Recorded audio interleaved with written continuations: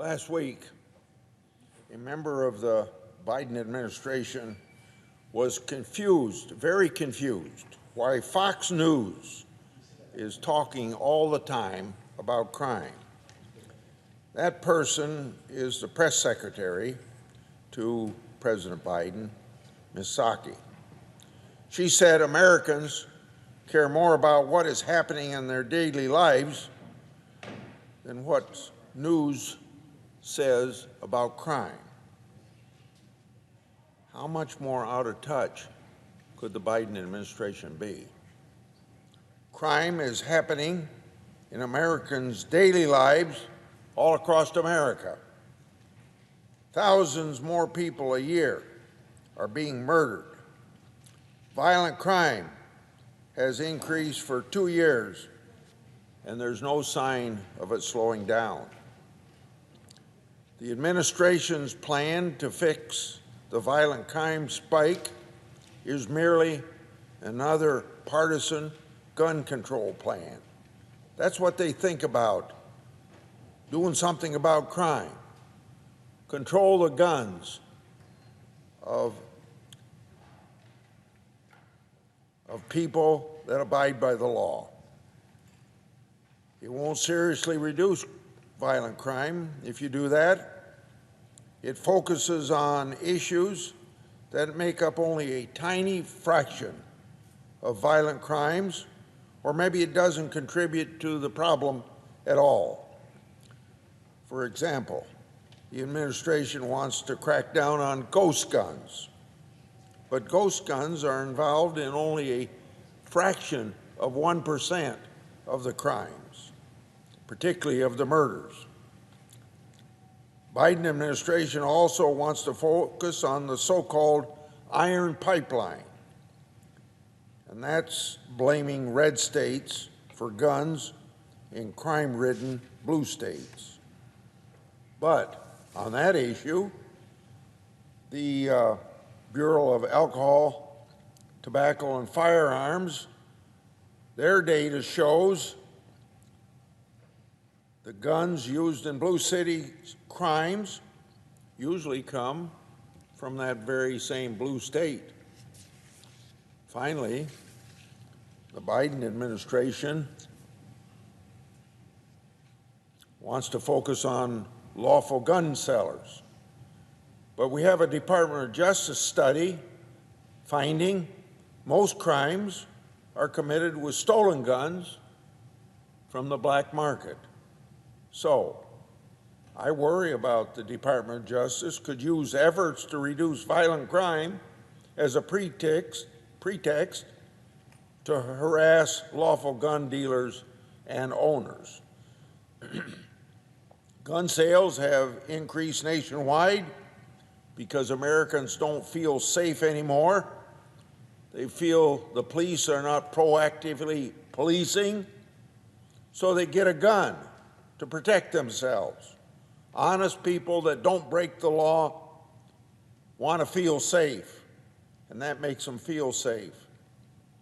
I don't blame them for taking protection of their life and property into their hands. I've related recently about the increases in crime that have nothing to do with guns, and yet all we hear from this administration is about controlling guns. But what does that have to do? Gun control is not going to stop criminals from pushing people in front of subway trains. Gun control won't stop flash mobs from stealing goods from stores. It isn't going to stop the thieves from looting train yards, and you see evidence of this all the time on television, almost daily. People going into stores with bags, filling it up, and just think in San Francisco, some prosecutor said, if you steal less than $950, you won't be prosecuted. So you wonder why people commit crime. If you aren't going to pay a penalty for it, why not do it? So the Biden administration is wasting precious resources and taxpayers' dollars on partisan pet projects of gun control. The Biden administration has ordered the Department of Justice to look like it is doing something without really doing anything at all. You know what Americans actually need to reduce violent crime? They need police forces empowered to do their jobs with the right resources and protections.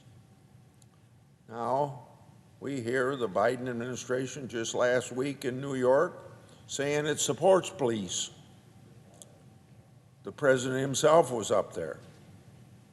But a leaked executive order shows it wants to take away their non-lethal, life-saving tools and make it more difficult for police to get grants for funding.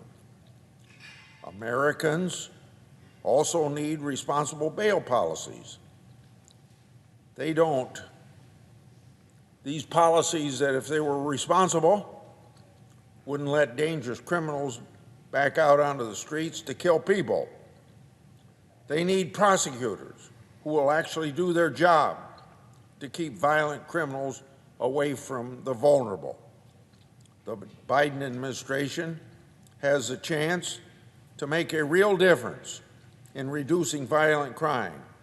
It's a shame that they're wasting their time and resources on a misleading message.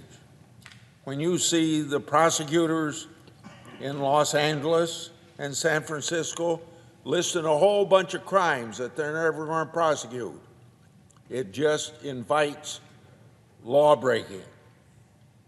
We need to stop this defund the police crusade. We need to step up prosecution. We need to eliminate progressive prosecutors. We need to make sure that people don't get bail if they're repeat criminals or a threat to society. In the final analysis, taxpayers are paying for public safety, but in some places in the United States, they aren't getting their money's worth for public safety they pay for. Government is set up to maintain public safety, and that's what we're all about, this war on crime, protecting the taxpayers, protecting every citizen, taxpayer or not. I yield.